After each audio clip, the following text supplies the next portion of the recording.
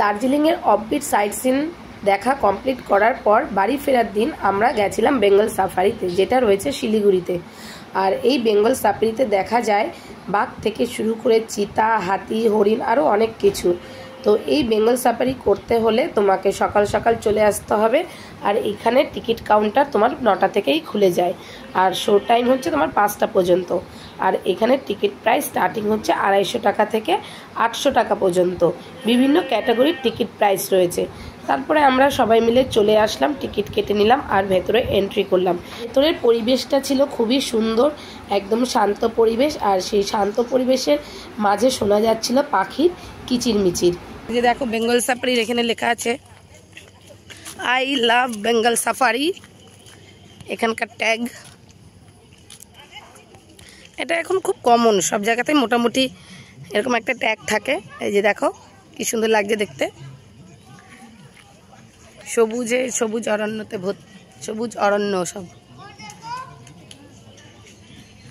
এই যে দেখো, কাকিমাকে এইখানে বসিয়ে একটা ফটো তুলে দে। এই যে দেখো, এই যে হচ্ছে এন্ট্রি, এখান থেকে এন্ট্রি করতে হয়। বাইরে টিকিট কাউন্টার, এই ঘরের বাইরেই টিকিট কাউন্টার।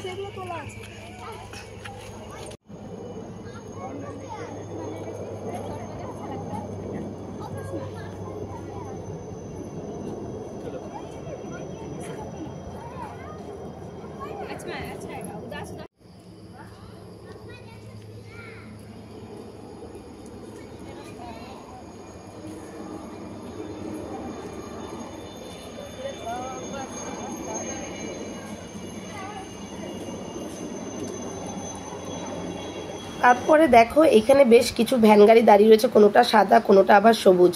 এক একটা ভ্যান গাড়ির এক একটা টিকিট প্রাইস। আমাদের যে টিকিটের দাম ছিল সেটা হলো পার হেড 300 টাকা করে, আর 300 টাকায় আমরা পেয়েছিলাম সাদা ভ্যানগুলি।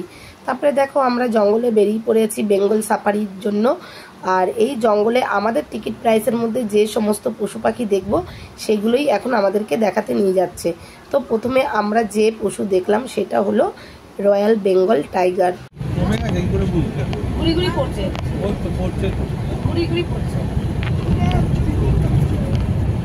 অনেকটা গভীর জঙ্গলে আসার পরে আমরা দেখতে পেলাম প্রথম পশু, সেটা হলো বাঘ।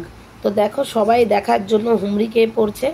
আর যেহেতু কাচের ভেতর থেকে দেখাটা খুবই স্পষ্ট ছিল না, যতটা পেরেছি ততটা মোবাইলে তোলার চেষ্টা করেছি তোমাদেরকে দেখানোর জন্য। ওই যে দেখো দূরে একটা বাঘ দাঁড়িয়ে রয়েছে।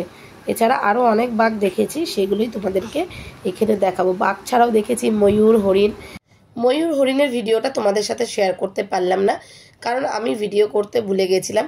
লাস্টে আমি বাঘের ভিডিও করেছি, তাই সেটাই তোমাদের সাথে শেয়ার করলাম ব্লগের মাধ্যমে।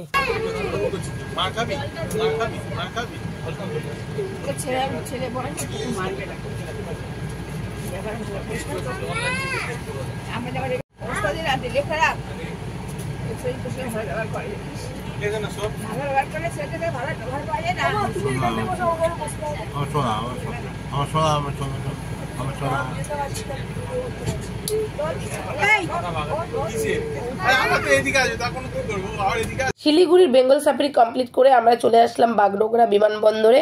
আমাদের প্লেনের টাইম ছিল 5টা, তাই 2টোর মধ্যেই চলে এসেছি আমরা বাগডোগরা এয়ারপোর্ট। যেহেতু এখানে অনেক ফর্মালিটিস মেনটেন করতে হয়, যার কারণে 2 ঘন্টা আগেই আসতে হয়। তো বন্ধুরা, তোমাদের আজকের এই ব্লগটি কেমন লাগলো অবশ্যই কিন্তু জানিও।